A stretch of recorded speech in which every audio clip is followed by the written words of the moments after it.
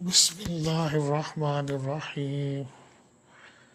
حضرت عائشہ صدیقہ رضی اللہ تعالیٰ عنہ بیان کرتی ہیں کہ ایک یہودی عورت ان کے پاس آئی اور اس نے قبر کے عذاب کا ذکر کیا، اور پھر اس نے حضرت عائشہ کو کہا کہ عائشہ، اللہ تعالیٰ تمہیں عذاب قبر سے محفوظ رکھے۔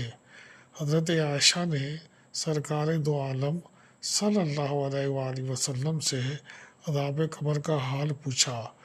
آپ صلی اللہ علیہ وآلہ وسلم نے فرمایا، ہاں، قبر کا عذاب حق ہے۔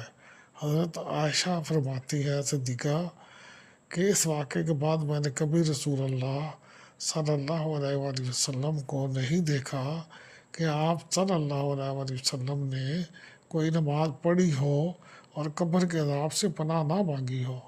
اللہ تعالیٰ ہمیں عذاب قبر سے محفوظ رکھے، معاف فرمائے، رحم فرمائے ہم پر۔